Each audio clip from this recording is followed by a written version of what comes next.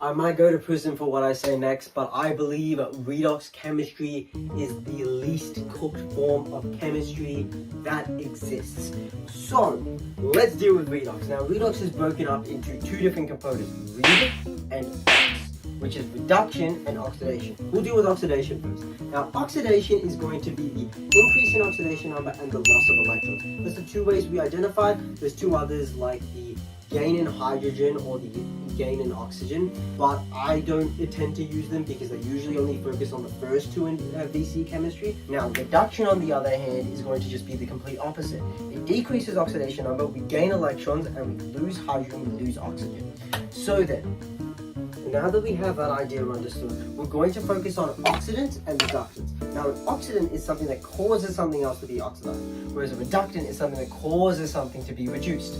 Simple idea, right? However, we need to understand that the oxidant is reduced and reductant is oxidized because of how it causes something else to be oxidized. A reductant causes something else to be reduced, and an oxidant causes something else to be oxidized. That's why an oxidant is reduced and a reductant is oxidized. Simple, I know. Now, we need to then go through the idea of, well, we know oxidation, we know reduction, we know oxidants, we know reductants. How can we tell them apart? Well, here, let's just say we have these two half equations for H2O2, which is what we commonly call hydrogen peroxide. Now, hydrogen peroxide is a little bit confusing. It has both an oxidation and a reduction half equation, but it also makes it really good for this example. So then, we can see in one of these equations, it's going to be gaining electrons. In the other equation, it's going to be losing electrons. And we can see it undergoes a redox reaction. A redox reaction in either one of these equations. So then, well, here hydrogen peroxide could act as either an oxidant or a reductant. We can see that it can act as both.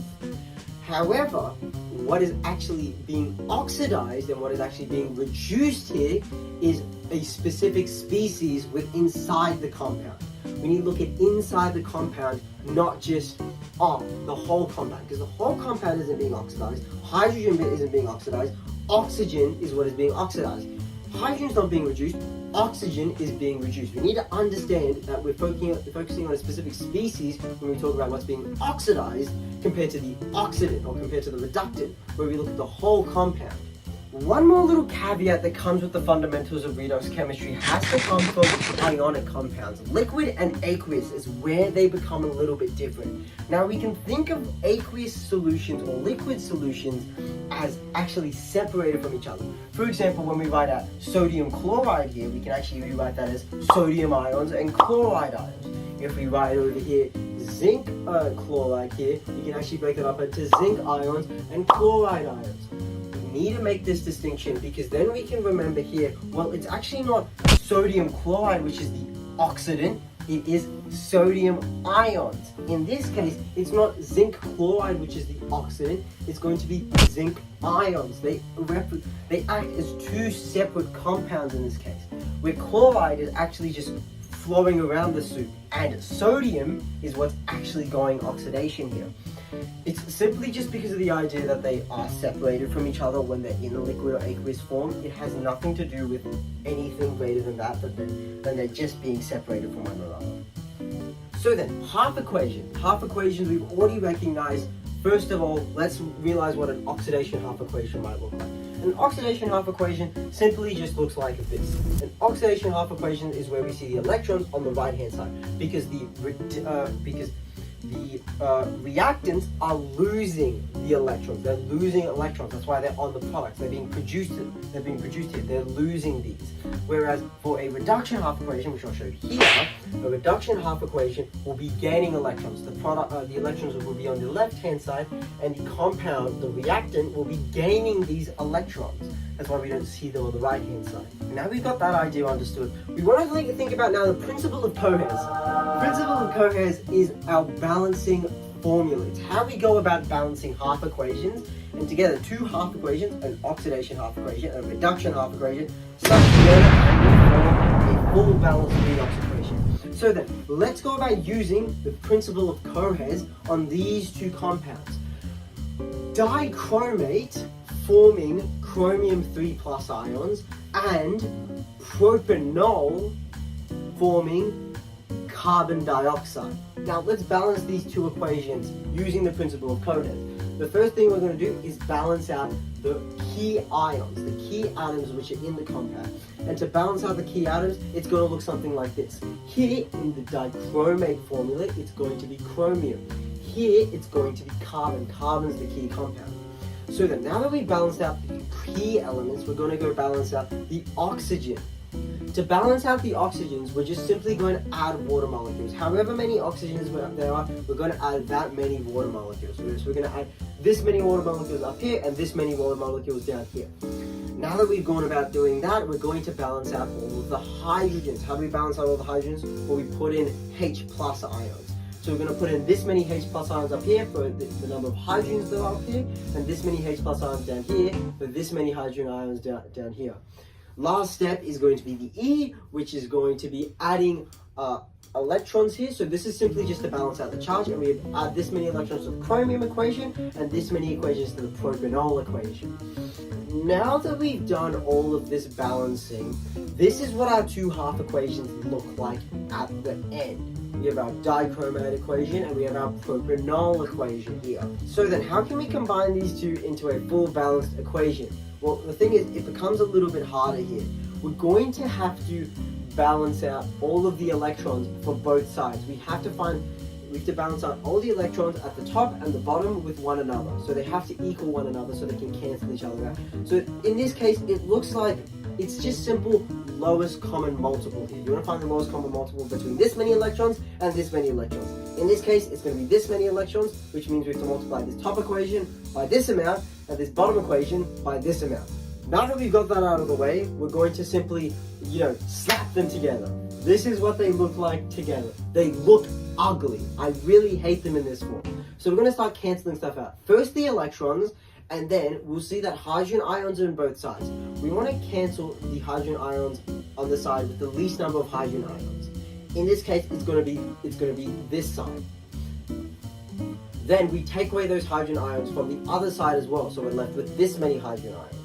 We want to do the same thing with the water molecules as well, where we find the side with the least number of water molecules. We cancel all of those ones, and then we take away those water molecules away from the other side too. We're still balanced. And this here is our full balanced redox equation. Do you see how it's literally just follow the principle of Cohen's and then simply just go about balancing stuff from there? It's pretty straightforward and it's pretty fun where you can just, cancel a bunch of stuff out. And then you realize, holy shit, propanol can be oxidized. Yes, that's what a combustion reaction is. My chemistry teacher told me that and my mind was blown. Thanks, Mr. Evans. Now, there's also a small caveat which comes with Cohen's. We've been dealing with it under acidic conditions. What happens if it's under basic conditions? Well, we'll deal with the dichromate equation because basic conditions are pretty much the same. All we have to do is we see the number of H plus ions there are, and we add that number of OH minus ions. So we add that number of hydroxide ions here. Once we add the hydroxide ions together there, we find out that H plus and OH minus come together to produce water molecules. Now that we have the water molecules, we simply do that cancelling thing that we did before with the water molecules, and then we'll see that this is going to be our alkaline half equation for dichromate. Now, can this actually occur? I have no idea. But this is the balanced basic condition equation for dichromate. So we need to remember the conditions do matter. We can't just simply figure if it's acidic or basic, because let's be honest, if it's basic conditions, where the hell am I getting these excess H plus ions from? Simple? I know. You don't have to tell me. I do chemistry. Now, I've been preaching about this idea of oxidation state at the beginning. What the hell is an oxidation state? Oxidation state is simply just an arbitrary value. And we're going to calculate the oxidation state by using this big table of rules. You need to know this table of rules by the back of your hand. You simply cannot, they don't give it to you in the exam. They don't really care about you in the exam. Let's be honest, in chemistry, this is just a basic. You have to know it or you're cooked. So then, let's go about using these rules in order to balance this compound here, NaH3O2Va. So this is sodium trihydro dioxygen vanium. I don't know what the name is. I'll ask my chemistry teacher how to pronounce it later. It's a made-up compound. I just want to make that clear. So then, let's use our idea of oxidation states from this rule of tables in order to get our answer out. So the first thing that we're going to do is we're going to find out the charge of the whole compound together. Now the charge of the compound, the electrical charge, is going to be 0. We're not told a charge, so we just assume that it's a 0 charge. So that's going to be the beginning of our equation up here. Now then, we find out that a rule for hydrogen is that its oxidation state is generally +1. Now we're not told it's a hydride, so here it's going to be +1. If it was a hydride, it'd be -1. Now then, oxygen. We don't know if this is a peroxide solution. You don't need to know if it's a peroxide anymore. It was a part of the old study designs, but now it's not in the study design. So simply, unless we're told it's a peroxide, it should be -2. If it is a peroxide, it's -1 oxidation state. But here it's -2. Now, group 1 metals, same with group 2 metals and group 3 metals, should have the oxidation state of whatever group they were part of. So for group 1 metals like sodium, they'll have an oxidation state of 1. For a group 2 metal like, I don't know any group 2 metals, it's going to have an oxidation state of 2. For group 3 metal like aluminium, it's going to have an oxidation state of 3. Generally, it doesn't have to. The same thing applies with group 7, group 6, and group 5, where they'll have an oxidation state such as fluorine, which will have an oxidation state of -1. Oxygen has an oxidation state of -2, and nitrogen generally has an oxidation state of -3. This is just the rules on our table that we're given for oxidation states.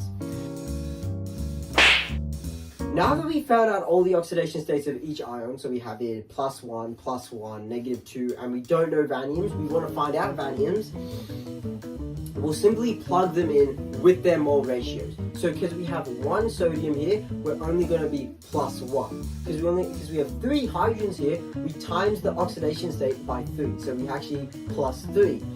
We have 2 oxygens here, so we multiply -2 by 2, so we get -4. We take away 4. And then we plus the oxidation state of vanium, which we don't know, and we rearrange and we solve for vanium. Simple enough. That's how you find out the oxidation states in the most basic way that I could have figured it out. Obviously, you can go back to these rules, look for little caveats within them, but I've looked at most of the caveats that you could come up. Hydrides and peroxides are those 2 big caveats that come up. Everything else, pretty straightforward from there.